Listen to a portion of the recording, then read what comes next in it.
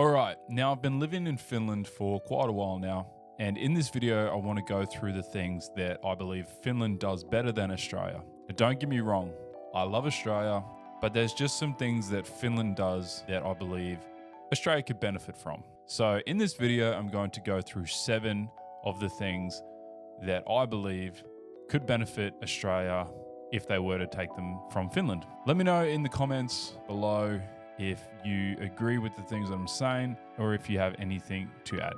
Awesome, let's get into the video.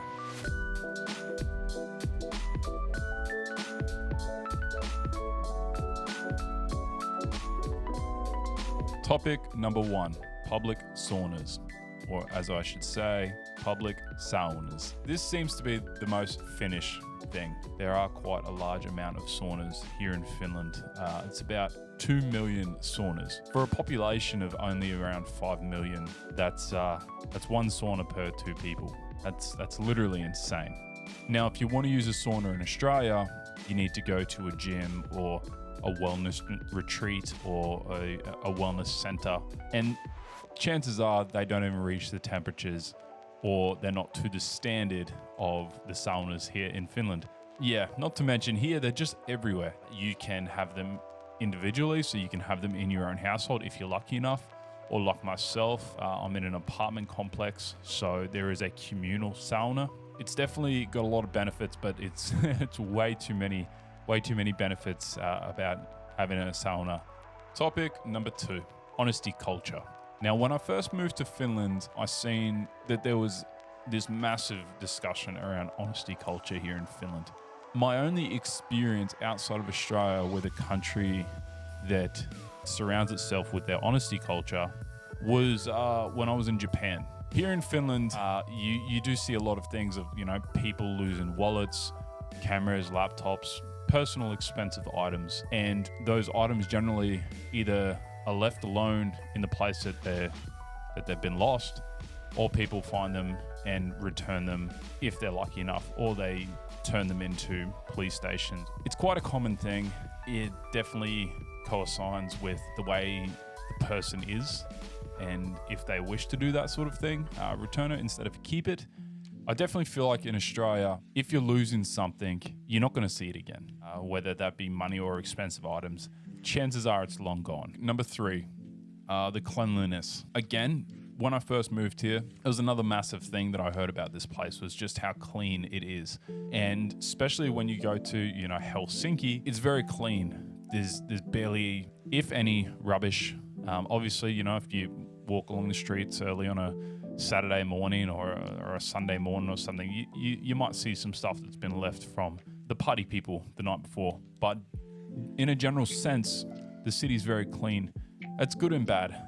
I'm going to say it's great. It's good. It looks good. You have a sense of cleanliness. That's good. But also it absolutely sucks. For an example, you walk out of a shop, you've had a packet of chips or a drink, and then you have rubbish with you. You got to carry that rubbish. Bins are few and far between, especially public bins. And also, when I take Finley for a walk, when we used to live in the city, I remember it sucked because I needed to carry around his stuff because there was no bin nearby. So I feel like it's a double-edged sword, but it's definitely something that Australia needs to learn. I'm using Brisbane, for example, capital in Queensland. Yeah, it's it's terrible. Yeah, there's literally rubbish everywhere. Not to talk it down, it's just definitely night and day experiences when it comes to the cleanliness of the place. All right, let's talk about topic number 4, public transport. Now, when I first moved to Finland and we lived in Helsinki, the idea of owning a car was foreign, especially to my Finnish partner, my Finnish wife. I was like, cool, we need a car. I'm coming from Australia where you need a car to get around. It's large distances to places, and the idea of having a car just instills that freedom, which is what I grew up with. But in Finland, the public transport system is so good. Using Helsinki, for example, you have trams, buses, the metro, which is like an underground train.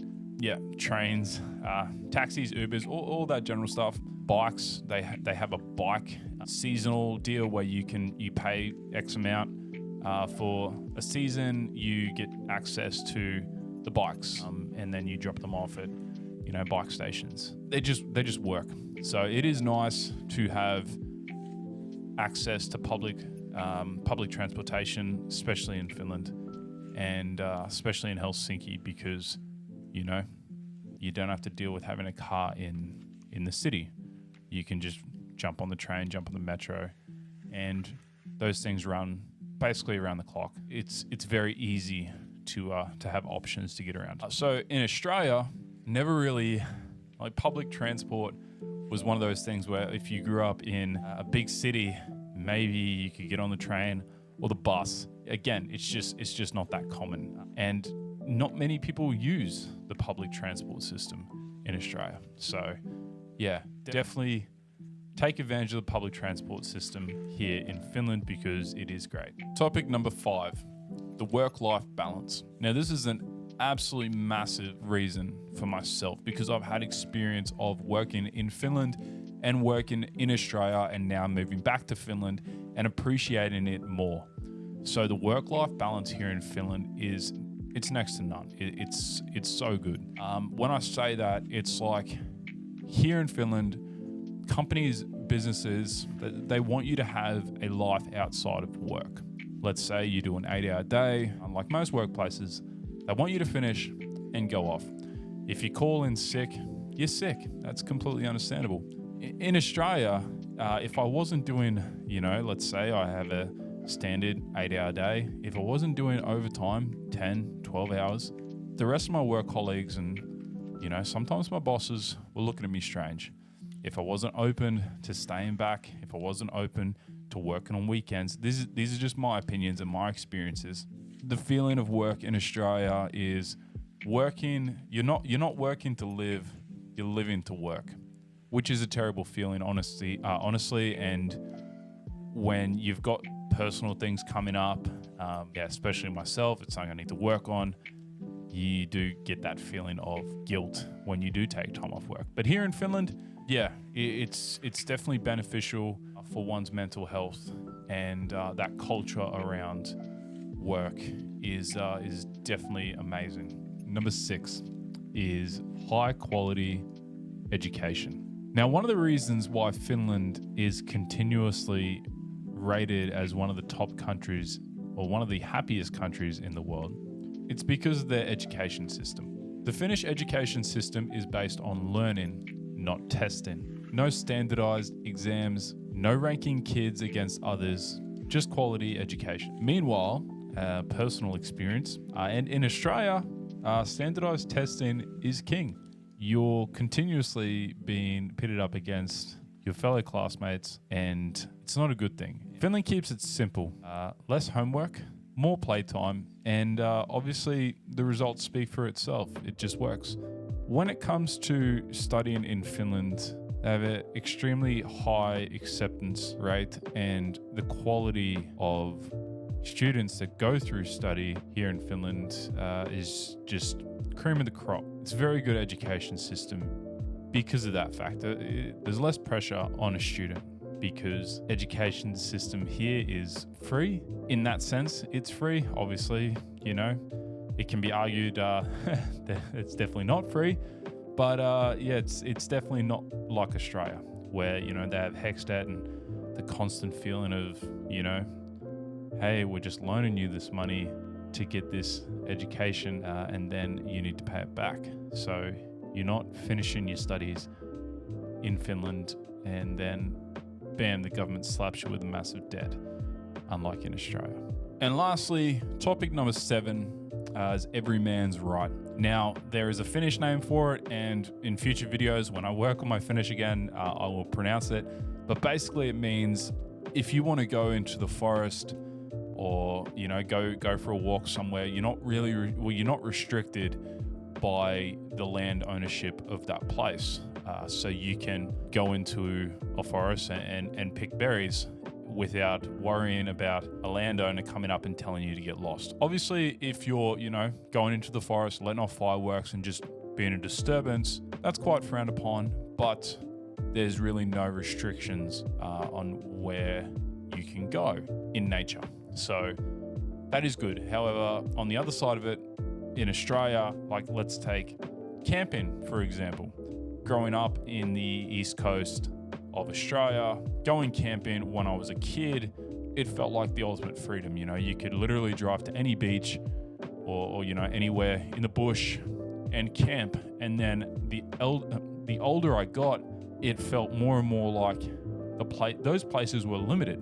You couldn't go onto this beach because of beach access was now denied, or you could only park at this camping spot and then pay X amount of money to stay there. So it was just, it's absurd.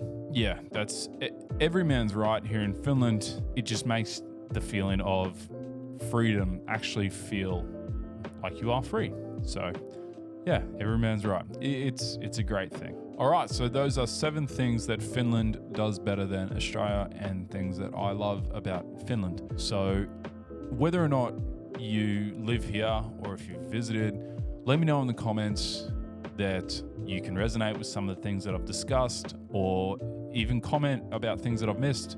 I would love to hear from you. So yeah, please let me know. So if you enjoyed this video, please let me know down in the comments. Remember to like and subscribe, and I will see you in the next video. Bye.